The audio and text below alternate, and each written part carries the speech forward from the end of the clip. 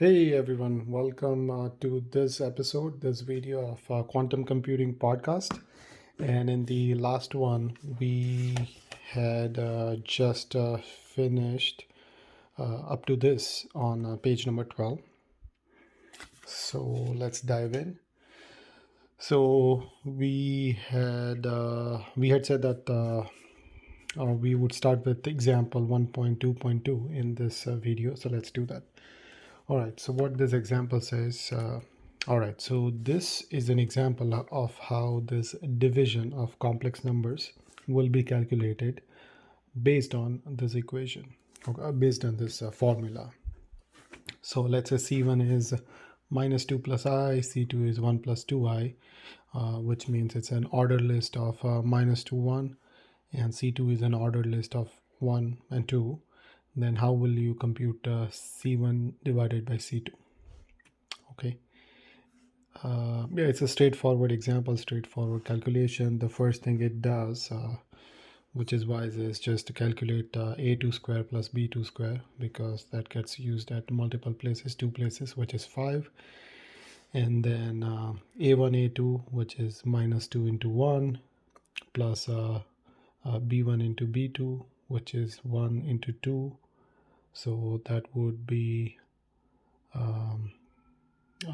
and you are adding it, so that would be minus 2. So it's minus 2 plus, yeah, so it's actually 0. Yep, it's 0. And then a2 b1 minus a1 b2. So a2 b1 is 1 into 1 minus 2 into 2, which is positive 4. So 1 plus 4 would be 5. So the answer is the ordered list of 0 and 1, which is nothing but just I. All right, and the next exercise is to do the same, calculate the division of C1 by C2 with the same formula. So here C1 is 3I, which is an ordered list 0, 3. And C2 is minus 1 minus I, which is an ordered list of minus 1 minus 1. All right, so if we want to do the C1 divided by C2, the wise thing would be to just calculate a2 square plus b2 square from this formula. So that would be 1 square plus 1 square. So that would be a2, let me do this, a2 square plus b2 square would be minus 1 square plus minus 1 square. So that would be just 2. And this is easy enough to just do it in head. Even this was easy as well.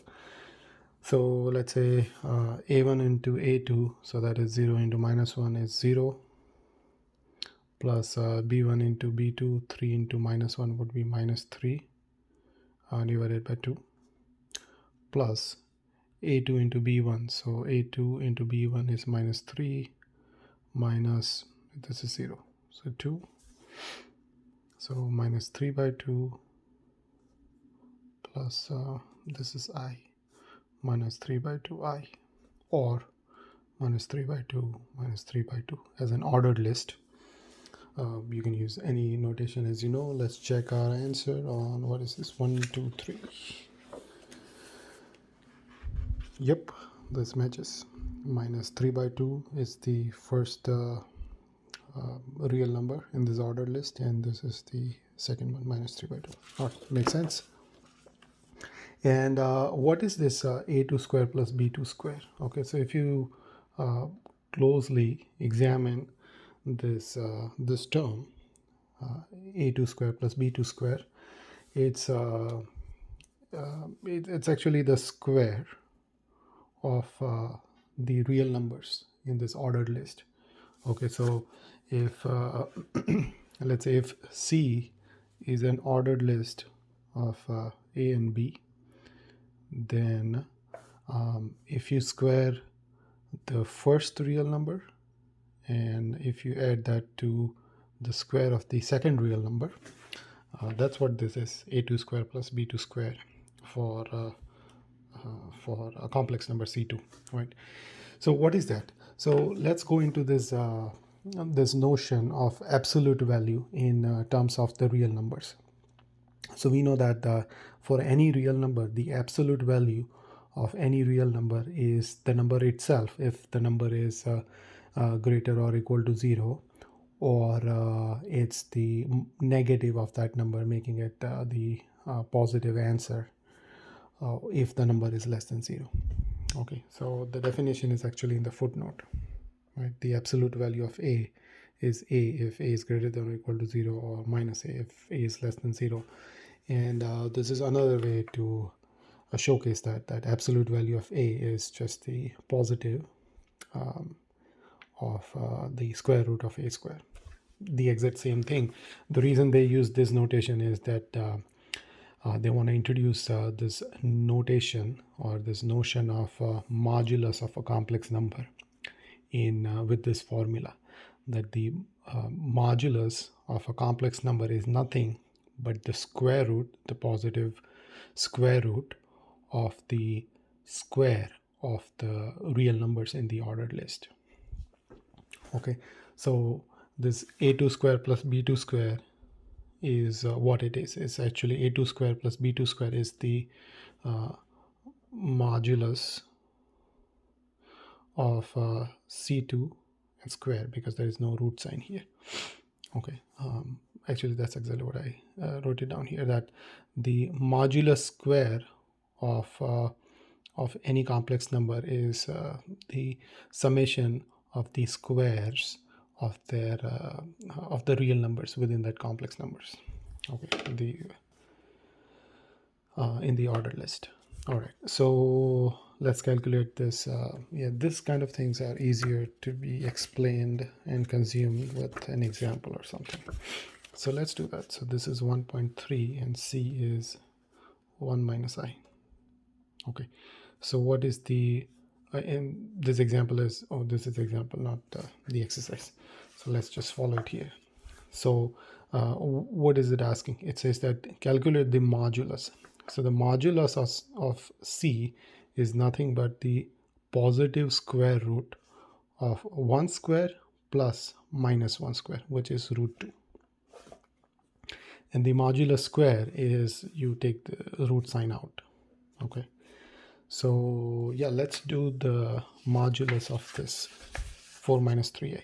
So if c is 4 minus 3i, then modulus of c is this modulus of c, which is positive square root of 4 square plus minus 3 square. So that would be positive 4 square is 16 plus minus 3 square is 9, which is positive root of 25, which is plus 5. All right, so 124 is plus 5. Yep, 124 is right here, plus 5. And the next exercise is to verify that for any given or two arbitrary complex numbers c1 and c2, this equality holds. And just like some of the exercises of last time, this can be done by actually taking this approach. That's, let's say c1 is the ordered list of a1 b1 and c2 is an ordered list of a2 b2, and go about doing it. Or you can just take any arbitrary number. What's my favorite arbitrary number? Let's say minus 2, 1, c2. My second favorite, let's say minus 3, minus 2, something like that, and then go about doing it. Okay, I mean, this is the best way, obviously, because you're trying to prove the generalized version of something. And this is well, it's not quite involved, but it's still hard to fit it in the 10-minute video. So let's just reuse some of my notes from earlier, if I can find. Yep, right here. So yeah, so this is an example, or the exercise 1.2.5, and I have actually used the generalized approach. So modulus of C1 is the square root of A1 square plus B1 square. Modulus of C2 is the same thing. If you multiply this these two results, then this is what you get, right? Which is the square root of these two terms multiplied over. And what is the other side? Yeah, so if you multiply C1 and C2 as it is, and if you take its modulus, this is what you get. If you resolve it all the way out, you get this term, which is the square root of these two terms. It should be square and square, not square, which is exactly same as the result we got here. So I understand it's hard to follow these handwritings and whatnot. Just use this as a reference. Do it on your own for sure. Even if you fully followed it, it's nice to follow and do it on your own. The other reason it's nice to do it is after I did this, I went back to compare the answers, and I found there was a typo. Now, I wasn't the first person to identify this typo because it was already captured in the on the author's website that this was missed. But this is how you actually help contribute to the authors as well, to this book as well. That if you try to do literally each and everything, each and every example, each and every equation by hand. And I know we are past 10 minutes. Let's just do a little bit longer video this time. Exercise 1.2.6. So this also not fully like a well involved exercise, but it's still slightly longer one. But here what you're trying to prove is, and you'll go when you go to section 1.3, you will see that this is actually nothing but a trigonometry question that you're trying to prove that the length of one side of the triangle is less than or equal to the sum of the other two sides. Easy to prove. Again, go with any random arbitrary complex numbers. It's hard to use a1 b1 and a2 b2. As I said, just pick any arbitrary numbers to start with, and then when you prove it, you get the confidence, you understand what it's doing, what this equation is doing, you get the intuition, and then go back and just prove it with generic numbers. You can always do that. And when we come back to the next video, we will do exercise 1.2.7 and 1.2.8, which is almost the same. One is for addition and one is for multiplication. You know what, it's actually easy to do it. So if you want to give it a shot, do it. If not, then we will do it in the next video. All right, thank you.